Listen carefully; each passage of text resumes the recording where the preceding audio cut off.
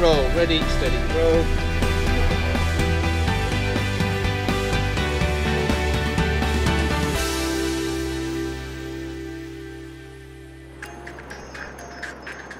Hello, ambulance service. Is a patient breathing? Somebody's just come off the motorbike. I've run for an ambulance. Oh my God. It's all right. He's lost his leg. I'm in charge of call handlers, dispatchers. So within the office, we're answering 999 calls. We have over 2,000 every day. My son's trapped. Slow down, slow down. Whereabouts are you? It's a crazy world in there. We might go from call to call to call. It's fallen through a window. And how old is the patient? It is one. It's really demanding. Every day they're facing different challenges, trying to get the right resources to the right jobs. I'm organising the help for you now. We work long hours, so you've got to be close-knit, you've got to rely on each other, you've got to trust each other, and that's why it works as well as it does. So we're going to take really good care of him, okay? Don't worry, because we're going to look after him, all right? Try not to get upset, but we're going to take him to Leeds in helicopter. I'm an aircrew paramedic. In the year 2000, my brother was killed in a motorbike accident. I wanted to help people that had suffered the trauma that my brother had suffered. I think that's the reason why I aspired to being a paramedic. I know what families are going through. Lee's querying some chest injuries. To arrive on a job which is carnage and turmoil and you see people in their absolute hour of need, I feel so privileged to be able to have an input on that patient's outcome.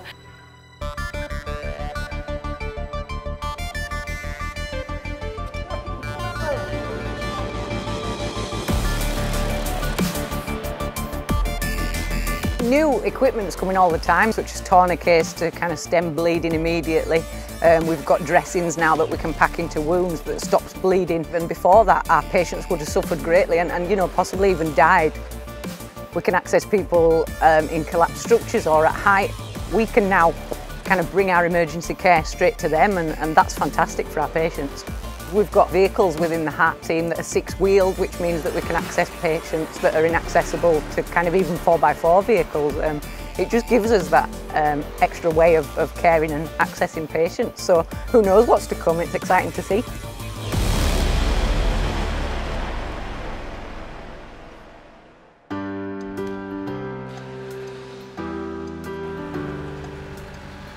I think PTS is underestimated.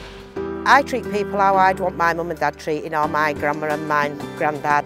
And the day I can't do that is the day I give my job up. Under your own steam, or do we need to carry you down?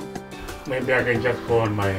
It's entirely up to you, whatever's best for you. Have you done that before? Have you done it before? Yeah, I've done it before. When you're going to pick them up, you're going into the property, they've got to have faith in us. Want a coat, Dominic?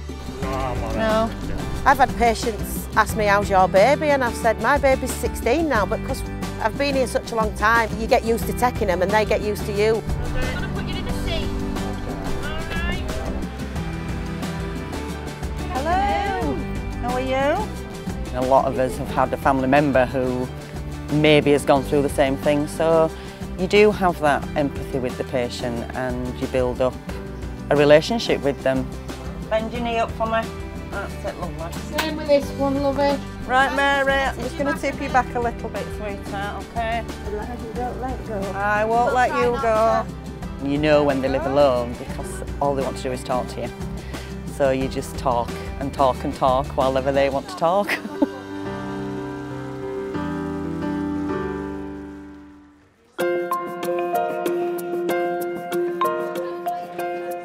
Hello, you're through to NHS 111. My name's Jordan. Are you calling about yourself today? My old job, I used to work in security. I think it was a bit boring. This job is very enjoyable. And if you feel the skin on your chest, back or tummy, what temperature does it feel at the moment? It's kind of warm. I would say it is a responsible job. The cases vary from anything from someone who's got toothache to someone who's potentially having a heart attack. When you get your first CPR call, that's always a bit daunting, but we get the adequate training to deal with those situations, so we are prepared for those calls if need be. It says under the vehicle, in car, being dragged along. leg trapped under vehicle with one leg in the vehicle. 73-year-old. What do we call you, sorry? Jeff. Jeff, hiya Jeff, I'm Mark. It was a stupid accident.